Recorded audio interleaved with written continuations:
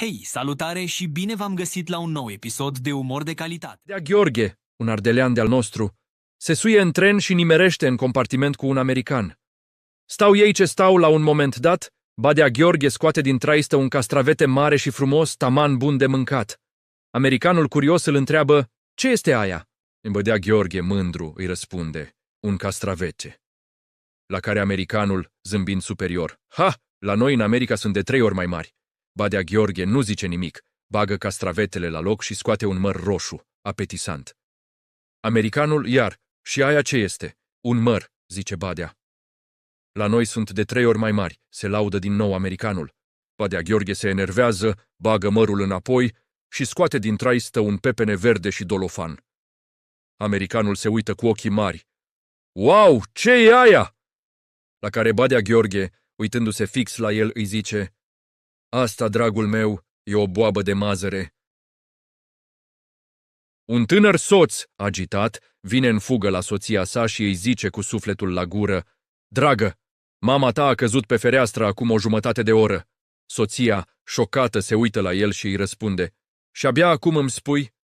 La care soțul, abia stăpânindu-se, îi zice, păi n-am putut să vorbesc până acum din cauza râsului. 2 tineri îndrăgostiți, puțin cam stresați, se duc la sexolog, intră în cabinet și tipul, curajos, zice, doctore, avem o problemă sexuală destul de mare. Vă putem arăta despre ce e vorba?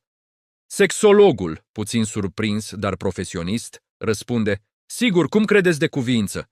Poftiți, acolo este canapeaua. Zis și făcut. Cei 2 încep treaba, iar doctorul se uită la ei, atent, dar și complet uimit de ce vede. Când termină, după o reprezentație de zile mari, doctorul le spune, sincer să fiu, a fost un act absolut grozav, nu văd nicio problemă. La care tinerii, zâmbitori, răspund, păi nici nu e, doar că nu avem apartamentul nostru, iar la hotel e scump. Și uite așa, ne-am gândit să rezolvăm problema. Deci, 2 lupi se hotărăsc ei că le e foame și plănuiesc să dea o spargere la stâna din vale. Numai că, ce să vezi, o ciocănitoare i-a auzit și, fiind ea pasăre cinstită, s-a dus glonț la cioban și i-a zis tot. Ciobanul, supărat foc, a pus mâna pe o bâtă zdravănă și s-a ascuns lângă gard, la pândă. În seara târziu, apar și lupii noștri. Găsesc o gaură în gard și se gândesc pe unde să intre. Zice unul, intră tu primul. Celălalt, mai curajos, bagă capul prin gaură. Cum l-a văzut ciobanul, poc, îi trage o bâtă direct peste bot. Lupul, amețit, se retrage, își pune laba la botul umflat și îi zice celuilalt, băi, intră tu primul, că pe mine mă umflă râsul. Sună telefonul la o agenție de turism, răspunde o doamnă amabilă. La celălalt capăt al firului, o voce entuziasmată întreabă, bună ziua, faceți excursii în Egipt? Da, desigur, cum să nu, răspunde agenta. Spuneți-mi, vă rog, ce stațiuni balneare sunt acolo? Păi avem Sharm el Sheikh, Hurghada, Taba, Nuweiba. Stop! Nuweiba, da, Nuweiba e bine, perfect. Agenta, deja pregătită să încheie vânzarea, întreabă plină de speranță. Excelent! Când doriți să plecați și pentru câte persoane ar fi biletul? La care vocea de la telefon răspunde senin. A, nu plecăm nicăieri. Noi doar rezolvăm integrame și ne blocasem aici.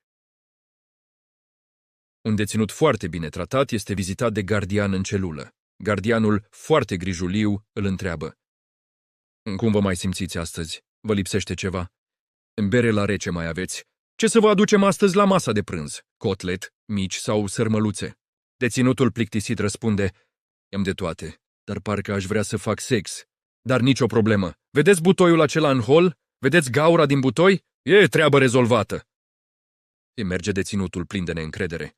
Încearcă și rămâne uimit de plăcerile oferite de gaura din butoi.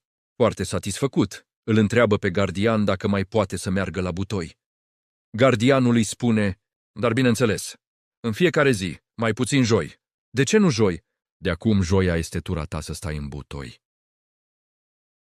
Știți cum e la adunările festive, toată lumea se înghesuie să vadă personalitățile. Ei bine, imaginați-vă scena. Domnul președinte ține un discurs important. În mulțime, un spectator îl tot bate la umăr pe cel din fața sa. Mai întâi îi zice: "Domnule, vă rog, dați-vă jos pălăria, nu-l văd bine pe domnul președinte." Omul se conformează. Peste câteva momente, același spectator insistă: "Nu vă trageți puțin mai la stânga, tot nu-l văd perfect." Cel din față, deja puțin iritat, se mută. Dar nu se termină aici. După încă un minut: "Încă puțin, vă rog." Exasperat, cel din față se întoarce și îl întreabă sarcastic: "Să nu vă dau și un binoclu, cumva?" La care spectatorul răspunde calm: "A, nu, mulțumesc frumos, am pușcă cu lunetă." Ce ziceți? Au fost bune, nu? Dacă v-a plăcut, lăsați un like și un comentariu. Și nu uitați să vă abonați pentru mai multe glume. Pe curând!